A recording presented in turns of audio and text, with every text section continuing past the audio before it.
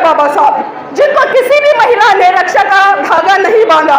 क्या आप में से किसी महिला ने बाबा साहब को देखा? नहीं देखा। आज से पहले बहुत सारी महिलाएं उन्होंने देखा, नहीं देखा। आज तक किसी भी भारत देश की महिला ने परम पूज्य बाबा साहब को राखी नहीं बांधी।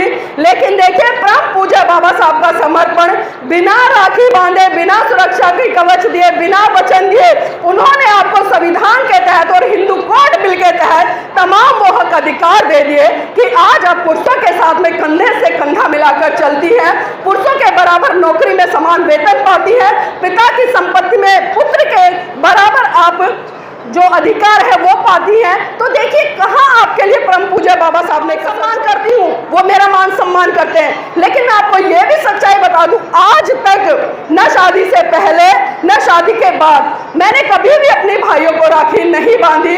और जब भी मुझे कभी जरूरत पड़ती है, कभी 1 लाख 2 लाख कभी भी कैसे पड़े या हारी बीमारी हो जाए, मेरे भाई तुरंत खड़े नजर आते हैं। तो वो रक्षा हुई या सिर्फ एक धागा बांधकर आप उसको उसका हवाला देते रहे। देखिए, भाई बहन का संबंध प्रेम का संबंध होता है, विश्वास का संबंध होता है, और कहीं ना कहीं एक दूसरे के पीछे समर्पित होने की बात है। लेकिन आज मैं देख रही हूँ कि रक्षाबंधन का जो त्योहार है उसमें भी बहुत सारी चीजें आपको ऐसी देखने को मिलेंगी। अगर बहन एक मिठाई का डब्बा लेके जा रही है, कुछ कपड़े लेकर जा रही है, तो भाई या भाभी भी ये कैलकुलेट करते हैं कि कितने का सामान लेकर आई है और उसी हिसाब से उसको विदाई देते हैं। ऐसा है ना? क्योंकि ये आस पड़ोस में ये चर्चाएं चलती रहती है, इसलिए मैं बता रही हूँ। और ताना भी मारती, अरे मैं 1000 रुपए का सामान लेकर गई थी, इतना कंजूसा 500 रुपए दिए, 500 का और घाटा हो गया। तो बताइए, क्या ये भाई बहन का प्यार है? जिस प्यार को आप मुनाफे और घाटे से तोलने लग जाए, क्या वहां पर कोई रक्षा कर सकता है? और तब भी आपको लगता है कि मात्र एक राखी का धागा बांधने से आपकी रक्षा होती है। तो मैं कहती हूँ, इस बार आप जरूर अपने घर जाइएगा, अपने भाई को राखी बांधिएगा, राखी के अलावा कुछ भी मत लेके जाना, और भाई से कहना कि भाई पिता की संपत्ति में से मुझे बराबर का अधिकार दे दो। फिर देखना कितने भाई आपको अगली बार बुलाएंगे। एक नहीं बुलाएगा, मैं ईमानदारी से कह रही हूँ।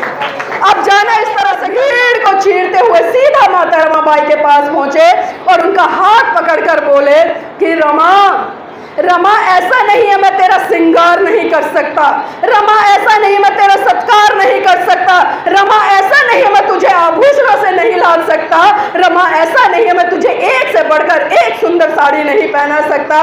रमा, जितनी जिम्मेदारी मेरी तेरे प्रति है उससे कहीं ज्यादा जिम्मेदारी मेरी इस भारत देश की महिलाओं के प्रति है, जिनको आज शरीर ढकने के लिए वस्त्र भी नहीं मिलते। तो सोचिए मेरी बहनों, जिस माता रमाबाई ने अपने जीवन में कभी अच्छी साड़ी नहीं पहनी, उनके त्याग समर्पण बलिदान के तहत आज आप लाखों रुपए तक की साड़ी देख रहे हैं कि आज हम अपने बच्चों को तरह तरह की किताबें पढ़ा रहे हैं, चाहे मैं भगवत गीता की बात करूं, रामायण की बात करूं या अन्य पुस्तकों की बात करूं। लेकिन जिस पुस्तक के माध्यम से आप अपने बच्चों के हक अधिकार सुनिश्चित कर सकते हो, उनको बता सकते हो कि अगर आप पर किसी तरह से कोई विपदा पड़ती है तो आप इस पुस्तक का सहारा लेकर अपने हक अधिकार छीन सकते हो, तो हम उस पुस्तक संविधान को कभी भी अपने बच्चों को पढ़ाने का प्रयास नहीं करते। और यही कमियां रह जाती है कि कहीं ना कहीं आज जो कुछ मुट्ठी भर लोग इस देश के बहुत बड़े तबके पर शासन कर रहे हैं और उनका शोषण कर रहे हैं।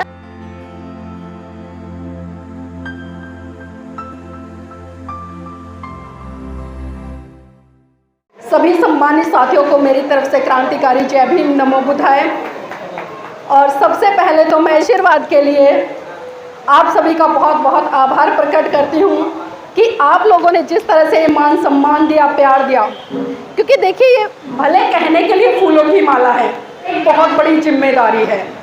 माला पहनना बहुत आसान है, लेकिन जिस व्यक्ति को माला पहनाई जा रही है, जो लोग माला पहना रहे हैं, उसका बहुत बड़ा महत्व होता है। माला पहनाने वालों का भी बहुत बड़ा महत्व होता है और माला पहनने वाले का भी बहुत बड़ा महत्व होता है। और जिस तरह से आप सबने ये प्यार दिया, एक तरह से मुझे एहसास कराया है कि अब मुझे रुकना नहीं है, मुझे थमना नहीं है, मुझे और आगे बढ़ना है और लगातार समाज की बहन बेटियों के लिए, समाज के लिए, देश के युवाओं के लिए लगातार निष्पक्ष होकर अपनी आवाज़ को बुलंद करना है। तो आप सबका मैं फिर से एक बार धन्यवाद करती हूँ। तो सर्वप्रथम मैं महाकारुणिक तथागत बुद्ध को अपनी संकल्पनाओं के सुमन अर्पित करते हुए समस्त भारतीय नारी के मुक्तिदाता, बहुजनों के मुक्तिदाता, दुनिया का सूरज, ज्ञान का प्रतीक, संविधान के रचयिता परम पूज्य बाबा साहब को सत सत नमन करते हुए, बहुजनों को भारत में सत्ता के गलियारों तक ले जाने वाले साहब मान्यवर काशीराम जी को नमन करते हुए, इस देश में पाखंडवाद को अपनी जूती की नोक से धराशाही करने वाले पेरियार जी को नमन करते हुए, और इस देश में शिक्षा की अलग जगाकर इस देश की महिलाओं के लिए पहला स्कूल खोलने वाले फूले दंपत्ति को सत सत नमन करते हुए, और आज जिस तरह से धम्म क्रांति संघ के माध्यम से आप लोगों ने मुझे अपने बीच में बुलाया, और खासकर आज की जो महत्वपूर्ण कड़ी है आप सभी सम्मानित साथी, तो आपको एक बार फिर से जय भीम, नमो बुद्धाय। देखिए, आज मैं भाषण नहीं दूंगी क्योंकि भाषण लगातार हम देते रहते हैं। आज मैं कुछ चर्चा करने के लिए आई हुई हूँ, क्योंकि चर्चा करेंगे तो कहीं ना कहीं बहुत सारी चीजें आपके बीच में से निकल कर आएंगी, मेरे विचारों से निकल कर आएंगी, और जब विचारों का आदान प्रदान होता है तो कुछ आपको सीखने को मिलेगा, कुछ मुझे सीखने को मिलेगा, और हमारे ज्ञान में वृद्धि होगी। अभी यहाँ पर जिस तरह से वकील साहब ने कहा कि इस देश में लगातार दो संस्कृतियों की लड़ाई चल रही है, लेकिन क्या सही रूप में, सही मायने में हमने उस संस्कृति को समझा? शायद नहीं समझा। मैं ये इसलिए कह रही हूँ क्योंकि आज मैं देखती हूँ जिस तरह से मेरे बहुजन समाज की बहन बेटियां पाखंडवाद, रूढ़िवादी परंपराओं का निर्वहन कर रही हैं, शायद और कोई इस देश में इतना नहीं कर रहा होगा जितना कि इन कर्मकांड, पूजा पाठ को बढ़ाने में मेरे समाज की बहन बेटियां सख्त भूमिका निभा रही हैं। हम बाबा साहब की जय जयकार कर लेते हैं, बाबा साहब के नारे लगा लेते हैं, 14 अप्रैल पे बाबा साहब की जयंती मना लेते हैं, 6 दिसंबर पर उनका परिनिर्वाण दिवस मनाकर उनको पुष्प अर्पित करके आदरांजलि अर्पित कर देते हैं।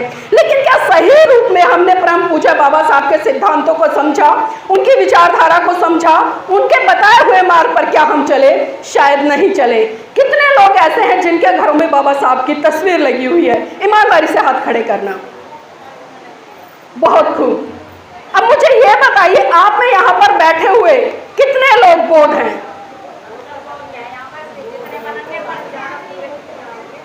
अब एक बार आगे वाले और पीछे वाले दोनों चेक कर लें कि कितने लोग बौद्ध हैं। देखिए, परम पूज्य बाबा साहब ने 1935 में एवला की धरती से घोषणा की थी कि मैं हिंदू धर्म में पैदा हुआ, ये मेरे बस की बात नहीं थी, लेकिन मैं हिंदू धर्म में मरूंगा नहीं। और ठीक 21 साल बाद परम पूज्य बाबा साहब ने 14 अक्टूबर सन 1956 को नागपुर की धरती से अपने लाखों अनुयायियों के साथ में बौद्ध धर्म की दीक्षा ली। लेकिन आज क्या बात है कि उस धम्म दीक्षा से हम कोसों दूर हैं। हम बाबा साहब की जय जयकार तक सीमित हो गए हैं, उनकी जयंतियों तक सीमित हो गए हैं। लेकिन जिस तरह से अभी मैंने आप लोगों के हाथ खड़े कराए कि कितने लोग बौद्ध हैं, तो मुश्किल से 10-12 हाथ यहाँ पर खड़े हुए हैं। तो क्या बताइए, सही रूप में बाबा साहब का सम्मान है? क्या सही रूप में बाबा साहब का सम्मान है? क्या हम ये कह सकते हैं कि हम बाबा साहब के अनुयायी हैं? हाँ, हम ये जरूर कह सकते हैं कि हम बाबा साहब के भक्त हैं, क्योंकि भक्त में और अनुयायी में बहुत बड़ा फर्क होता है। भक्त लगातार जिस तरह से हम देखते हैं दूसरे लोगों को भी भक्ति भाव में जय जयकार करता नजर आता है, बहुत बड़े बड़े मंच लगा लेता है। लेकिन अगर वही दूसरी तरफ मैं अनुयायियों की बात करूं तो अनुयायी में बहुत बड़ा फर्क होता है। वो जय जयकार भी करता है, वो मंच भी लगाता है, वो कार्यक्रम भी आयोजित करता है, लेकिन जिस तरह से भक्त उनकी आइडियोलॉजी पे नहीं चलता, उससे हटकर जो अनुयायी होता है वो उनके विचारों को मनोसात करता है, उनके सिद्धांतों को मनोसात करता है, और उनको जन जन तक प्रचारित प्रसारित करके अपने समाज का और अपने महान पुरुषों का नाम गौरवान्वित करता है। लेकिन आज मैं देख रही हूँ इस कड़ी में हम बहुत दूर हैं, बहुत दूर नजर आते हैं। अभी जिस तरह से यहाँ पर मेरी मातृशक्ति बैठी है, मैं एक बात पूछना चाहती हूँ, कितनी महिलाएं ऐसी हैं जो करवा चौथ का व्रत करते हैं? ईमानदारी से बताना। कोई नहीं करता? पक्का कह रहे हो? पुरुष साथी बताएंगे, शायद वो सच बोल दे। कितने पुरुष ऐसे हैं जिनके घर में महिलाएं करवा चौथ का व्रत करती हैं? क्योंकि देखिए, मुझे यहाँ पर सिर्फ महिलाओं के संग्रह में बात रखने के लिए बुलाया है, तो इसलिए मैं चर्चा उसी पर करूंगी। बहुत सारी चर्चाएं आए दिन होती रहती हैं, बहुत सारे भाषण होते रहते हैं। तो कितने पुरुष साथी ऐसे हैं जिनके घर में महिलाएं करवा चौथ का व्रत करती हैं? ईमानदारी से हाथ खड़ा कर लीजिएगा। 1, 2, 3, 4, सिर्फ 3 लोग। एक बार ताली बजा लीजिए अपने लिए। अगर ये सच है तो, अगर ये सच है तो वास्तव में आप साधुवाद के पात्र हैं, और अगर झूठ बोल रहे हैं तो आप अपने आप से ही धोखा कर रहे हैं।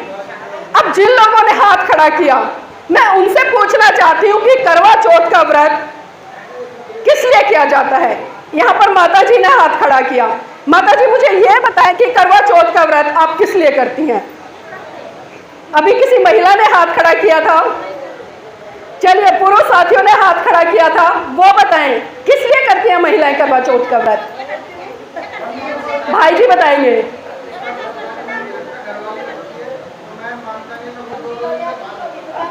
देखिए उनकी घरवाली करती है, लेकिन उन्हें ये नहीं पता क्यों करती है। अभी इधर से भी एक हाथ खड़ा हुआ था। भाई जी बताइए किस लिए करवा चौथ का व्रत करती हैं घर की महिलाएं। हाँ जी, किसकी आयु? अपने पति की आयु बढ़ाने के लिए। अब मैं महिलाओं से पूछना चाहती हूँ और पुरुषों से भी पूछूंगी। अभी जिस तरह से कहा कि जो करवा चौथ का व्रत है वो पति की लंबी उम्र के लिए करा जाता है, अब आप अपने घर के पुरुषों से पूछिए कि आपकी लंबी उम्र के लिए वो कौन सा व्रत करते हैं। कोई व्रत करते हैं तो इसका मतलब क्या समझा जाए कि आप जल्दी से निकले और वो दूसरी शादी कर लें। भाई इसका मतलब तो ये हुआ ना, आप तो उनकी लंबी उम्र चाह रही हैं, लेकिन दूसरी तरफ हम देख रहे हैं कि आपके पुरुष साथी आपकी लंबी उम्र के लिए कोई व्रत नहीं करते। और एक चीज और देखिए, सुबह से लेकर शाम तक ये मेरी महिला साथी पूरा दिन भूखा रहती है, कुछ नहीं खाती, कुछ नहीं पीती, और जब शाम को करवा चौथ का व्रत खोलती है तो छन्नी में से किसको देखती है? किसको देखती है? चांद को। किसको देखती है? चांद को।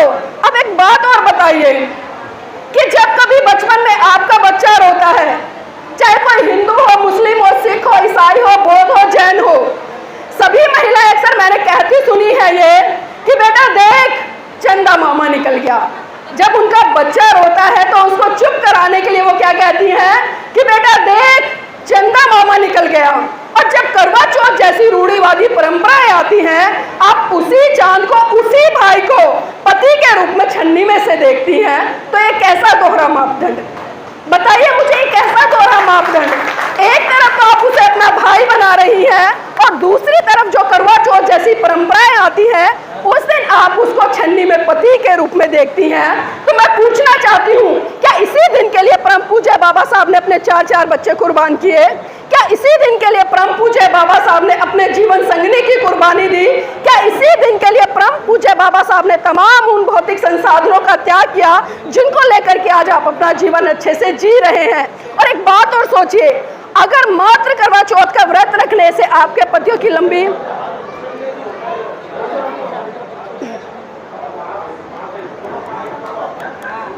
हेलो हेलो हेलो हेलो अब एक बात देखिए, इस देश में, भारत देश में हिंदू महिलाएं भी रहती हैं, बौद्ध भी रहती हैं, जैन भी रहती हैं, सिख भी रहती हैं, लेकिन हिंदू धर्म को छोड़कर कोई भी महिला इस त्योहार को नहीं मनाती। तो जो अन्य महिलाएं हैं, क्या उनके पतियों की लंबी उम्र होती है या नहीं होती? आप खुद बताइए। अगर इन व्रतों से लंबी उम्र होने लग जाए ना मेरी बहनों, तो जो बॉर्डर पर हमारे शहीद भाई होते हैं उनके घर की तमाम महिलाएं करवा चौथ का व्रत रख ले, एक भी भाई वहां बॉर्डर पर मारा नहीं जाएगा। आपके घर से, मेरे घर से बहुत सारे लोग गए हैं। मेरे पिताजी चले गए, मेरे नाना चले गए, मेरे दादा भी चले गए। खैर मेरी मम्मी ने तो नहीं रखा कभी भी, लेकिन मेरी जो नानी थी, दादी थी, मामी थी, वो सारी करवा चौथ का व्रत करती थी। तो फिर वो जीवित क्यों नहीं रहे? अगर करवा चौथ के व्रत में इतनी शक्ति थी तो आज मेरे मामा को जिंदा होना चाहिए था, मेरे नाना को जिंदा होना चाहिए था, मेरे दादा को जिंदा होना चाहिए था। तमाम जो मेरे रिश्तेदारी में ऐसे लोग गए हैं उन सबको आज हमारे बीच में होना चाहिए था, लेकिन हम समझते नहीं हैं, हम कभी सवाल नहीं खड़ा करते। बहुत सारे लोग बोलते कि पीछे से चली आ रही है, हमारे बड़े बुजुर्ग करते आए हैं। अरे हमारे बड़े बुजुर्गों ने तो बहुत कुछ सहा, बहुत कुछ कहा। क्या हम भी आज उसी दिशा में चले? आपका शिक्षित होने का अर्थ क्या रह जाता है जब आप उन्हीं घिसी पिटी परंपराओं को, उन्हीं रूढ़िवादी परंपराओं को, जिन्होंने आपको लगातार गुलाम बनाने का काम किया, आप अगर उन्हें ढोएंगे तो एक अनपढ़ व्यक्ति में और शिक्षित व्यक्ति में कोई भी फर्क नहीं रहेगा। और बाबा साहब ने साफ साफ कहा कि शिक्षा शेरनी का वो दूध है जिसको जो जितना पिएगा उतना दहाड़ेगा।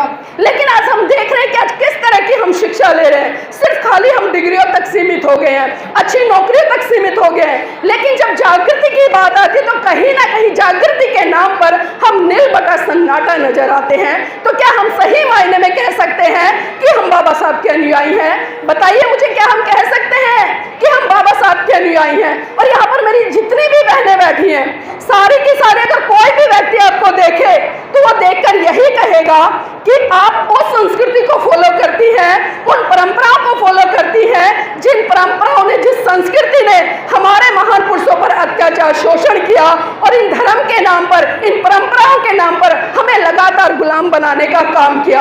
अभी जितनी महिलाएं यहाँ पर बैठे हैं, एक बार हाथ खड़ा कीजिएगा, एक बार हाथ खड़ा कीजिएगा, ऊपर दोनों हाथ। अब एक बार पुरुष साथी ने देख लें, इनके हाथ देख लें। अब एक बार हाथ नीचे कर लीजिएगा। अब मेरे पुरुष साथी हाथ ऊपर करें, देखिए पीछे। कुछ अंतर नजर आया दोनों में? कुछ अंतर नजर आया? मेरी बहन कह रही है नहीं नजर आया, लेकिन इधर एक मेरी बहन बैठी है, उसने कहा नजर आया। क्या अंतर नजर आया बताइए? बिल्कुल, देखिए बहन ने बहुत अच्छी बात कही कि चूड़ियों का अंतर नजर आया।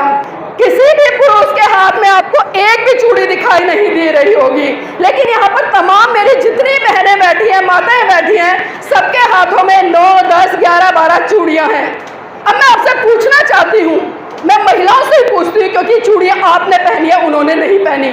चूड़ियां किसका प्रतीक होती हैं? आपको स्कूल में एक मुहावरा पढ़ाया जाता है और कई बार एग्जाम में भी आता है। बताइए मुझे, चूड़ियां किसका प्रतीक होती हैं? पीछे से पुरुष साथी बताएं। चूड़ियां गुलामी का प्रतीक तो होती है, लेकिन उससे ज्यादा वो कमजोरी का प्रतीक होती है। किस चीज का प्रतीक होती है? कमजोरी का। और आपने पढ़ा है कि अपने घर में जाओ और चूड़ियां पहनकर बैठ जाओ। ये कहावत कब सिद्ध होती है? जब आपके आस पड़ोस में लड़ाई झगड़ा हो जाता है और जब हमारे पुरुष साथी लड़ाई झगड़े को निपटाने के चक्कर में शांति बनाकर वहां से लौट आते हैं, तो यही महिला जाती उनको ताना मारती है कि अरे तुम्हारे बस की कुछ नहीं है, घर में जाओ और चूड़ियां पहनकर बैठ जाओ। अब मुझे बताइए, क्या आप खुद इतनी कमजोर हैं कि आपने चूड़ियां पहनी हैं? बताइए मुझे, क्या आप बुज़दिल हैं, आप कायर हैं, आप कमजोर हैं? तो फिर ये चूड़ियां किस लिए? ये चूड़ियां किस लिए? और हम बात करते हैं समानता की, हम बात करते हैं कि हम बाबा साहब के अनुयायी हैं और हम समानतावादी दृष्टिकोण रखते हैं। परम पूज्य बाबा साहब ने आपको संविधान में ही पहला अधिकार समानता का दिया। अब क्या बताइए, समानता है? आपने तो चूड़ियां पहनी हुई हैं, लेकिन पुरुषों ने चूड़ियां नहीं पहनी हुई। क्या ये समानता है? क्या ये समानता है? और बहुत सारी महिलाएं अक्सर ये भी कहती हैं कि सुहाग की निशानी है। ये भी कहती है ना, अरे मैं मान लेती हूँ, चलो ये सुहाग की निशानी है, लेकिन इन पुरुषों के सुहाग की निशानी कौन सी है? एक चीज और देखिएगा आप, यहाँ पर जब शादी होती है एक लड़की की और एक लड़के की, कितना बड़ा फर्क आपको देखने को मिलेगा। आप एक लड़की को देखिएगा शादी के बाद, सर से लेकर पांव तक अगर मैं बात करूं, उसके पैर जो उंगलियां होती हैं उनमें बिछुए डाल दिए जाते हैं, उनके पैरों में पाजेब बांध दी जाती है, उनके गले में मंगलसूत्र बांध दिया जाता है, उनकी मांग में सिंदूर डाल दिया जाता है, उनके माथे पे बिंदिया लगा दी जाती है और उनके हाथों में चूड़ियां डाल दी जाती हैं। ये सभी क्या है? क्या है ये सभी? गुलामी का प्रतीक। लेकिन दूसरी तरफ अगर हम वही पुरुष साथी को देखें तो सर से लेकर पांव तक उनके शरीर पर एक भी आभूषण ऐसा नहीं नजर आता कि जिससे यह पता चले कि वो शादीशुदा है। जब शादी दो लोगों की हो रही है तो स्वाभाविक सी बात है दोनों तरफ परिवर्तन होना चाहिए ना, लेकिन ये परिवर्तन महिला की तरफ ही क्यों? महिला की तरफ क्यों? क्योंकि कहीं ना कहीं आज भी जो हमारी सोच है, पुरुष प्रधान समाज की रही है, क्योंकि भारत सदियों से पुरुष प्रधान समाज रहा है, अपना वर्चस्व यहाँ पर स्थापित करे रखा है और महिलाओं को आज भी कहीं ना कहीं वो पैरों की जूती समझता आया है। लेकिन इसमें मैं पुरुषों का दोष नहीं मानती, इसमें दोष महिलाओं का है, क्योंकि बाबा साहब ने कहा है कि जुल्म करने वाले से ज्यादा गुनहगार जुल्म को सहने वाला होता है।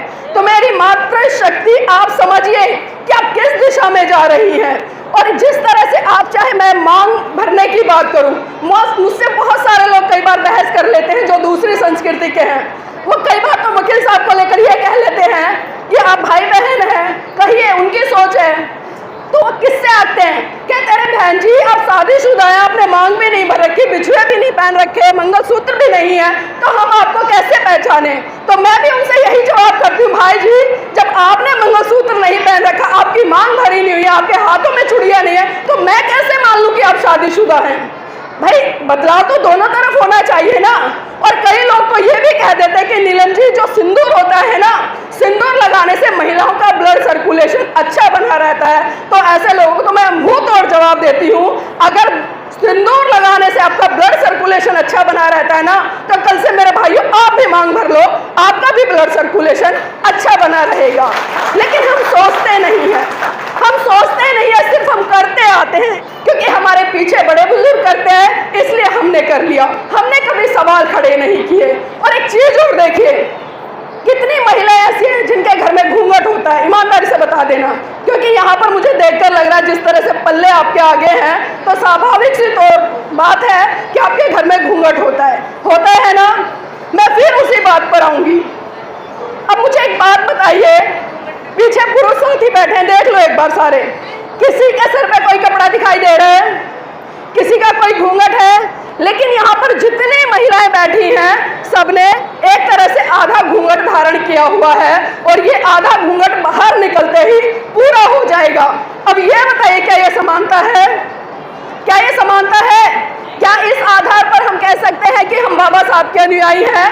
पुरुष तो आपके ऐसे घूमे और आप 6 गज का घूंघट निकालकर इस तरह से गुलामी में अपना जीवन जिए। और एक चीज और देखिए, कितने कष्ट आप लोग सहती हैं घूंघट करके, सुबह से लेकर शाम तक। सुबह उठना, बच्चों को तैयार करना, खाना बनाना, खाना उन्हें खिलाना, स्कूल भेजना, बहुत सारी चीजों से आप होकर गुजरती है।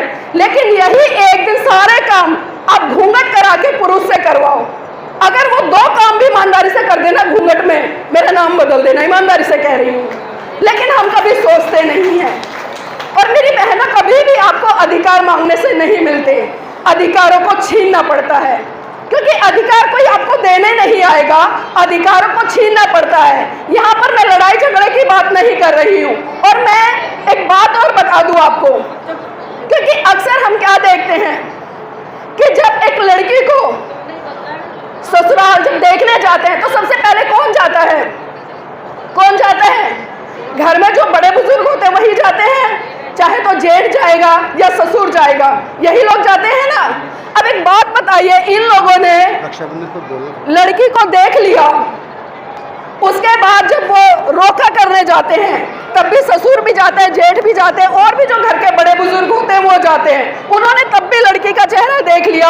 उसके बाद जब बारात लेकर 200-300 लोग जाते हैं और स्टेज होती है, वहां पर जब लड़की बैठी होती है, तब भी सारे रिश्तेदारों ने, पड़ोसियों ने, और खुद यहाँ तक कि उसका जेठ और ससुर है, उन्होंने उसका मुंह देख लिया। और उसके बाद तो सबसे बड़ी बात कि जब उस बहू को अपने घर ले आते हैं, आजकल हम लोग रिसेप्शन करते हैं ना, बड़ा सा मंच लगाते हैं और वहां पर दुल्हन को सजा धजा के उस मंच पर घूंघट उखाड़ के बिठा देते हैं। तब उसको सारे रिश्तेदार देख लेते हैं, सास, ससुर, जेठ, देवर, और भी रिश्ते में जो मामा ससुर, चाचा ससुर जो भी होते हैं सब देख लेते हैं। अब मुझे एक बात बताइए कि जब आप लड़की को देखने गए तब आपने उसका चेहरा देखा, जब उसका रोका करने गए तब आपने उसका चेहरा देखा, जब बारात लेकर गए तब आपने उसका चेहरा देखा, जब बारात लेकर घर आपने रिसेप्शन किया तब आपने उसका चेहरा देखा। अब ऐसी कौन सी बात रह गई कि आप उस घर की बेटी से घूंघट करवाते हैं? बताइए मुझे क्यों कराते हैं? मैं पूछ रही क्योंकि मैं भाषण नहीं दे रही, मैं चर्चा करने आई हूँ। क्यों कराते हैं? और बहुत सारी महिलाएं और पुरुष भी कहते मैं सुनती हूँ क्योंकि समाज में हम रहते हैं तो चर्चाएं चलती हैं। वो कहते हैं कि घूंघट इज्जत का प्रतीक है।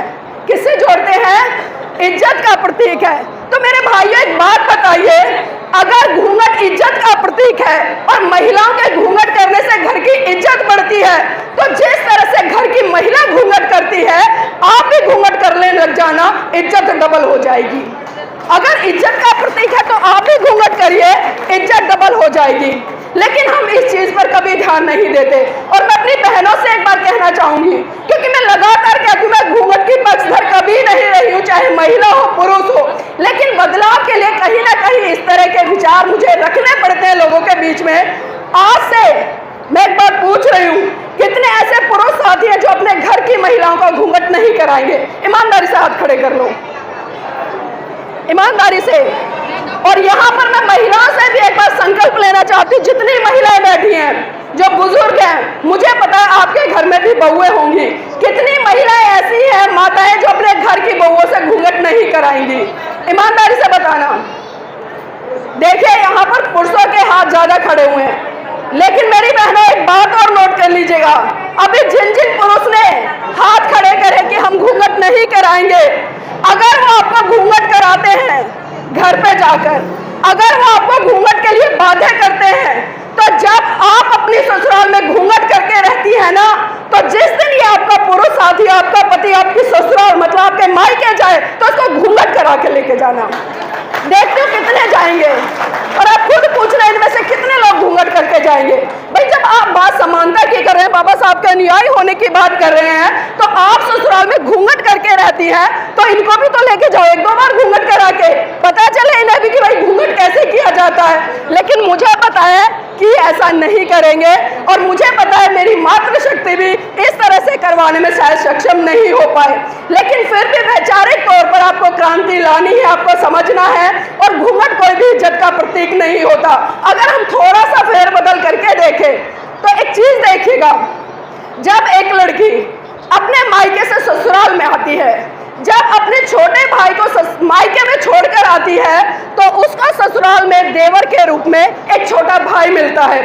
जब अपने बड़े भाई को मायके में छोड़ के आती है, तो जेठ के रूप में एक बड़ा भाई मिलता है। जब अपनी बहन को मायके में छोड़ के आती है, तो बहन के रूप में उसको एक नंद मिलती है।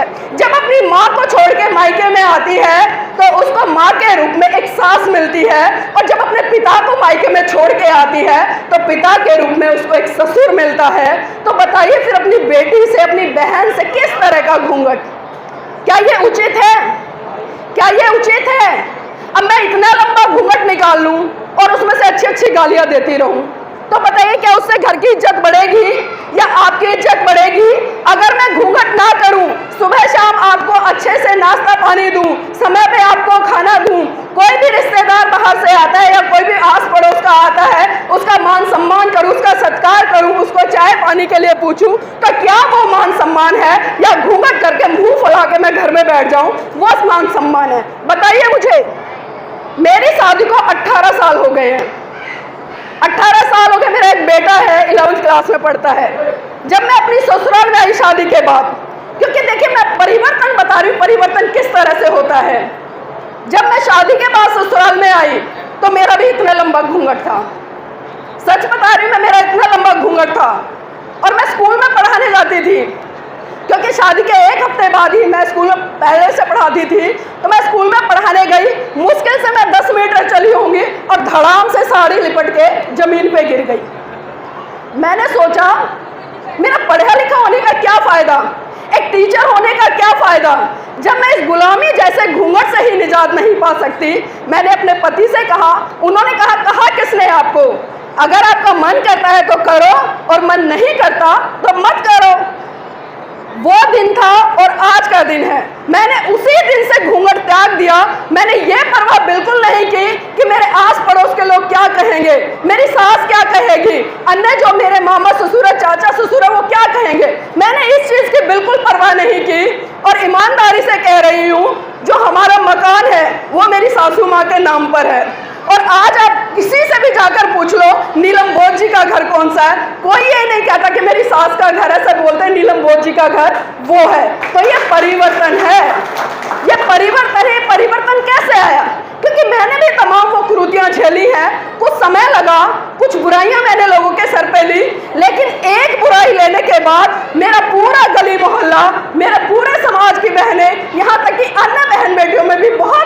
बदलाव आया और जो महिलाएं घर के चार दीवारी में घूंघट करके रहती थी, आज वो अच्छे से अच्छी नौकरियां करे, कोई 50,000, कोई 60,000, कोई 70,000 रुपए कमा रही है। तो ये परिवर्तन कहाँ से आया? अगर एक नीलम घूंघट नहीं उगाड़ती तो शायद वो जितनी सारी नीलम है वो घूंघट नहीं उगाड़ पाती, वो घर की चार दीवारी से नहीं निकल पाती। तो इसलिए परिवर्तन तो करना पड़ेगा। परम पूज्य बाबा साहब ने 4 बच्चे कुर्बान किए, आप सबके लिए किए, मेरे लिए किए, लेकिन क्या हमने उनकी कुर्बानी को समझा? अगर वो अपने 4 बच्चों की कुर्बानी नहीं देते तो क्या आज आप इतने अच्छे वस्त्र पहनकर यहाँ पर बैठे होते, मेरी बातें सुन रहे होते, या मैं अपनी बात कह रही होती? आपको पता है आजादी से पहले हमारी क्या हालत थी? हमें बोलने तक नहीं दिया जाता था, हमें अच्छे कपड़े तक नहीं मिलते थे, हमें समय पर अच्छा खाना नहीं मिलता था, हमें दूसरे के घरों में नौकरी चाकरी करने जाना पड़ता था, और जो व्यवहार उन लोगों का होता था बड़े बुजुर्गों के माध्यम से आप सभी को पता है कि किस तरह का होता था। लेकिन परम पूज्य बाबा साहब ने संविधान के माध्यम से आपको तमाम वो हक अधिकार दिए कि आज आप स्वतंत्र रूप से अपने विचारों की अभिव्यक्ति कर पाते हैं और एक दूसरे के साथ में अपने आचार विचारों का योगदान कर पाते हैं। और यहाँ पर मैं आगे और बातें रखना भी चाहूंगी, क्योंकि देखिए यहाँ पर महिलाओं के संदर्भ में बुलाया गया है। अभी कुछ दिन के बाद एक त्योहार आएगा जिसे शायद अभी भाई जी कह रहे थे और भी लोग कह रहे थे, वकील साहब ने भी जिक्र किया, रक्षाबंधन जिक्र किया ना, रक्षाबंधन। अब इस शब्द का अगर हम अर्थ देखें, रक्षा जमा में बंधन, एक तरफ तो हम रक्षा की बात कर रहे हैं और दूसरी तरफ बांध रहे हैं, ऐसा ही है ना?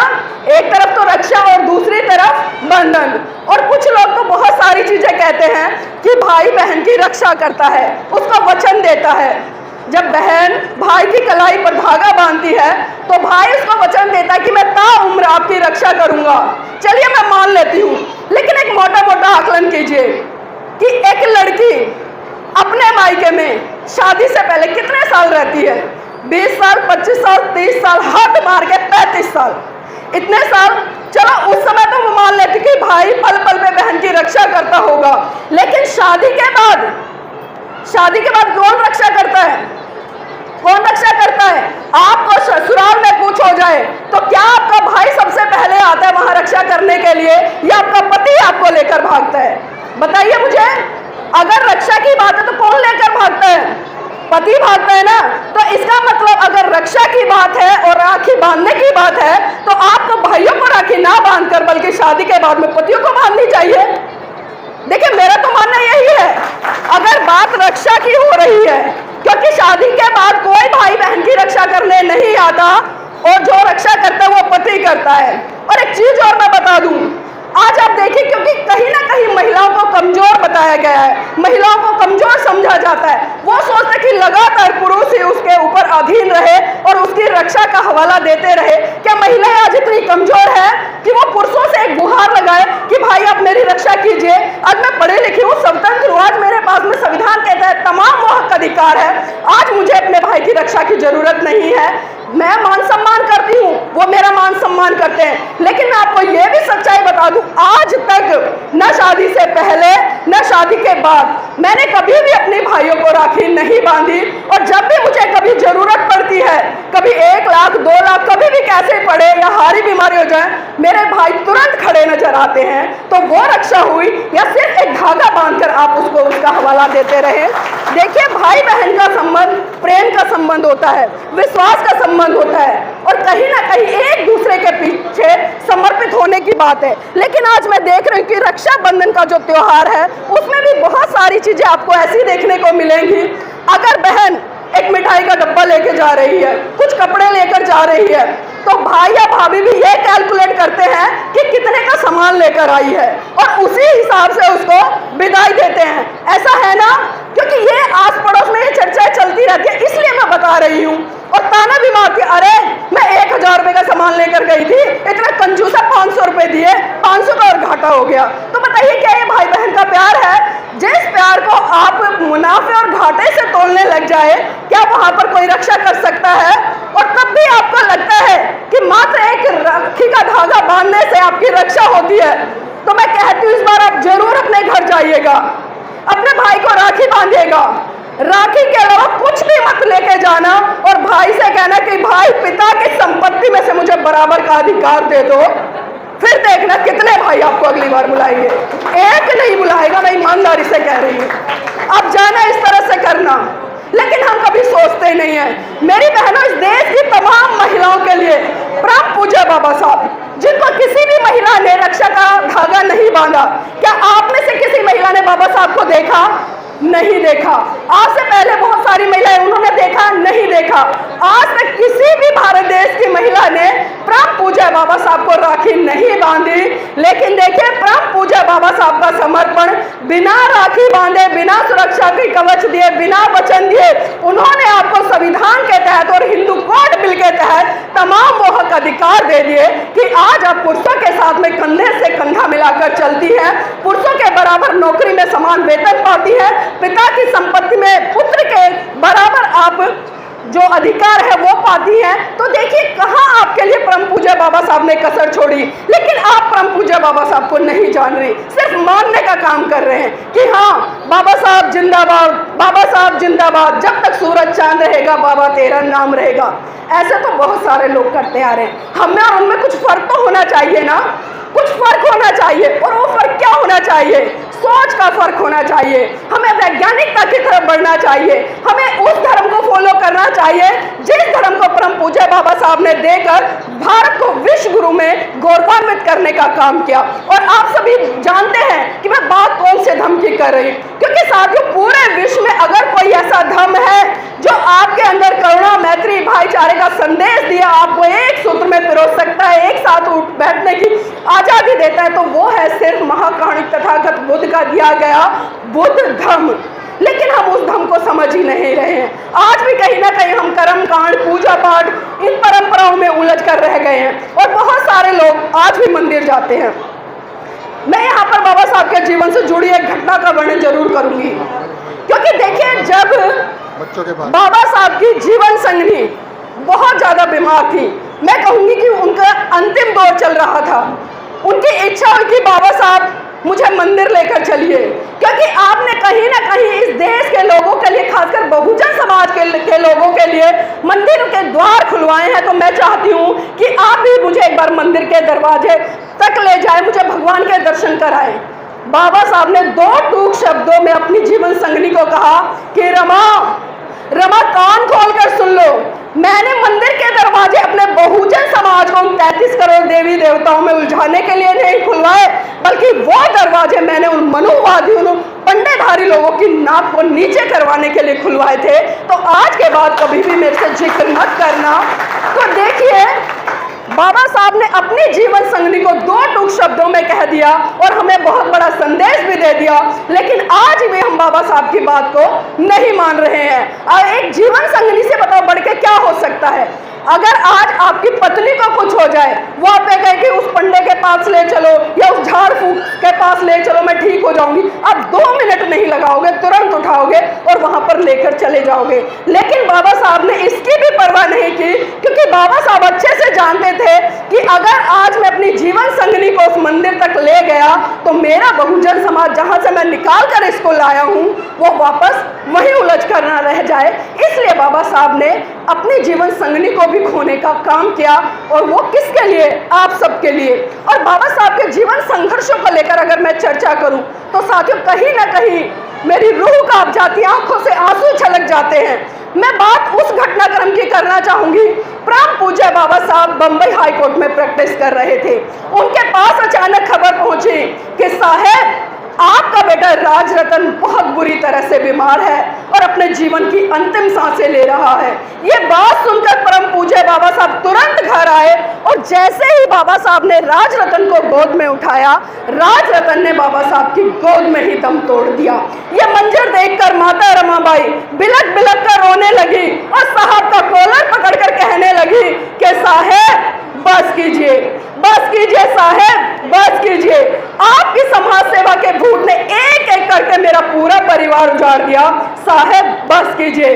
तो बाबा साहब कहते हैं कि रमा चुप हो जा, रमा चुप हो जा, तू तो रो भी सकती है, लेकिन मेरी तो आंखों के आंसू ही सूख चुके हैं, क्योंकि प्रतिदिन मैं अपने समाज के हजारों बच्चों को मरते हुए देखता हूँ, रमा चुप हो जा।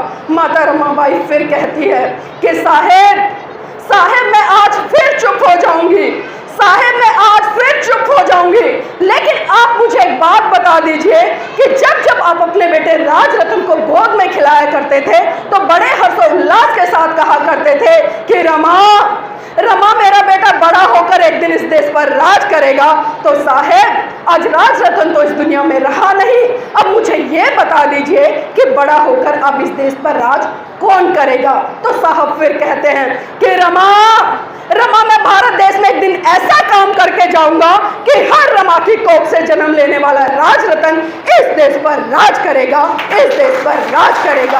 और वो राज परम पूज्य बाबा साहब साथियों आपको संविधान के अंदर देकर गए। एक वोट देने तक से लेकर एक शासक बनने तक का अधिकार आपको परम पूज्य बाबा साहब ने दिया। लेकिन आज हम देख रहे हैं कि आज हम अपने बच्चों को तरह तरह की किताबें पढ़ा रहे हैं, चाहे मैं भगवत गीता की बात करूं, रामायण की बात करूं या अन्य पुस्तकों की बात करूं। लेकिन जिस पुस्तक के माध्यम से आप अपने बच्चों के हक अधिकार सुनिश्चित कर सकते हो, उनको बता सकते हो कि अगर आप पर किसी तरह से कोई विपदा पड़ती है तो आप इस पुस्तक का सहारा लेकर अपने हक अधिकार छीन सकते हो, तो हम उस पुस्तक संविधान को कभी भी अपने बच्चों को पढ़ाने का प्रयास नहीं करते। और यही कमियां रह जाती है कि कहीं ना कहीं आज जो कुछ मुट्ठी भर लोग इस देश के बहुत बड़े तबके पर शासन कर रहे हैं और उनका शोषण कर रहे हैं। मैंने पहले भी कहा कि अत्याचार करने वाले से अत्याचार सहने वाला बड़ा होता है। तो आज बड़े वो लोग नहीं हैं, वो मुट्ठी भर लोग, और आप इतने संख्या में ज्यादा हाथी के समान विशाल,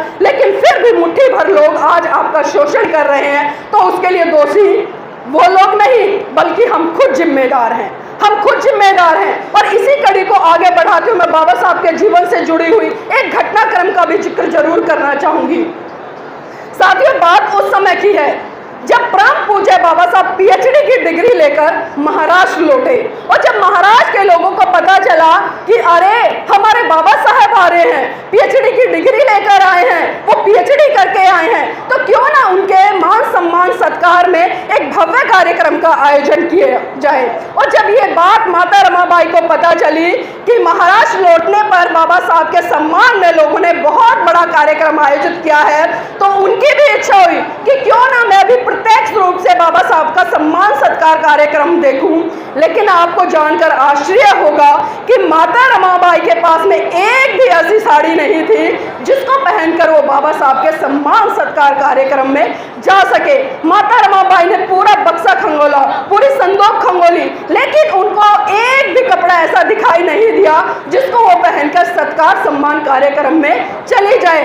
तभी उन्हें ट्रंक में साहू जी महाराज के द्वारा बाबा साहब को सम्मान स्वरूप एक पगड़ी भेंट की गई थी, वो पगड़ी दिखाई दी और माता रमाबाई अपने शरीर पर उस पगड़ी को लपेटकर बाबा साहब का सम्मान सत्कार कार्यक्रम देखने चली गई।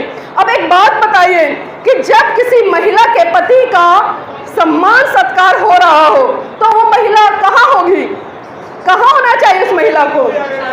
साथ में होना चाहिए मंच पर। अगर मंच पर भी नहीं है तो कहाँ होना चाहिए? अगली पंक्ति में होना चाहिए, मंच के सामने, दूसरी पंक्ति में होना चाहिए। लेकिन आपको जानकर आश्चर्य होगा कि माता रमाबाई ना तो मंच पर थी, ना पहली पंक्ति में थी, ना दूसरी पंक्ति में थी। यहाँ तक कि जो लाखों की भीड़ वहां पर खड़ी थी, दूर दूर तक माता रमाबाई उस भीड़ में भी नजर नहीं आ रही थी। बाबा साहब भी मन से भाषण दे रहे थे, कहीं ना कहीं मन में एक जिज्ञासा थी कि मेरी रामू इस भीड़ में दिखाई दे। लेकिन चारों तरफ बाबा साहब ने नजरें दौड़ाई, लेकिन रामू दूर दूर तक नजर नहीं आई। बाबा साहब का भाषण अंतिम दौर पे था। अचानक बाबा साहब की नजर एक पेड़ के पीछे, जो कि भीड़ के पीछे एक पेड़ था बहुत दूर, उसके पीछे पड़ी और वहां से उन्होंने देखा कि एक महिला चुपके से उन्हें निहार रही है। बाबा साहब बिना कुछ कहे समझ गए कि वो महिला कोई और नहीं बल्कि मेरी जीवन साथी रामू है। और वो ये भी समझ गए कि मेरी जीवन साथी यहाँ मंच पर क्यों नहीं आई, पहली पंक्ति में क्यों नहीं आई, दूसरी पंक्ति में क्यों नहीं आई, तीसरी पंक्ति में क्यों नहीं आई, बल्कि वो लाखों की भीड़ के पीछे, उस पेड़ के पीछे क्यों चुपके से खड़ी है। बाबा साहब समझ गए। और जब बाबा साहब का भाषण खत्म हुआ तो बाबा साहब भीड़ को चीरते हुए सीधा माता रमाबाई के पास पहुंचे और उनका हाथ पकड़कर बोले कि रमा, रमा ऐसा नहीं है मैं तेरा श्रृंगार नहीं कर सकता, रमा ऐसा नहीं मैं तेरा सत्कार नहीं कर सकता, रमा ऐसा नहीं है मैं तुझे आभूषणों से नहीं लाल सकता, रमा ऐसा नहीं है मैं तुझे एक से बढ़कर एक सुंदर साड़ी नहीं पहना सकता, रमा जितनी जिम्मेदारी मेरी तेरे प्रति है उससे कहीं ज्यादा जिम्मेदारी मेरी इस भारत देश की महिलाओं के प्रति है जिनको आज शरीर ढकने के लिए वस्त्र भी नहीं मिलते। तो सोचिए मेरी बहनों, जिस माता रमाबाई ने अपने जीवन में कभी अच्छी साड़ी नहीं पहनी, उनके त्याग समर्पण बलिदान के तहत आज आप लाखों रुपए तक की साड़ियां पहनती हैं। मैंने देखा है मेरे बहुजन समाज की महिलाएं शादी विवाह में 1-1 लाख रुपए की साड़ियां पहनती हैं। तो ये साड़ियां पहनने का हक अधिकार कहां से मिला? ये सारे हक अधिकार हमें माता रमाबाई के त्याग समर्पण बलिदान से मिले। तो सीख लेनी चाहिए हमें माता रमाबाई से और कहीं ना कहीं उस सीख से हमें आगे बढ़ना चाहिए। और मैं यहाँ पर दावे के साथ कहती हूँ कि अगर मेरे समाज की बहन बेटियों माताओं ने माता रमाबाई का 10% भी जिस दिन जी लिया ना, मैं कहती हूँ उस दिन इस भारत देश में हजारों अम्बेडकर पैदा हो जाएंगे। लेकिन जरूरत है आपको माता रमाबाई बनने की। तो आपने इतना लंबा समय दिया, उसके लिए मैं तहे दिल से बहुत बहुत साधुवाद करती हूँ, क्योंकि समय की गरिमा थी, आधा घंटा मुझे मिले था। और भी वक्तागण है कि देखना बहुत कुछ है, देखना बहुत कुछ है, देखते रहिए, देखना बहुत कुछ है, देखते रहिए, करना बहुत कुछ है, करते रहिए। समाज आज भी बलिदान मांगता है, पर सच तो यह है मेरे साथियों, आज आपसे आपकी जान नहीं बल्कि आपका ईमान मांगता है, आपका ईमान मांगता है। जय भीम, नमो बुद्धाय।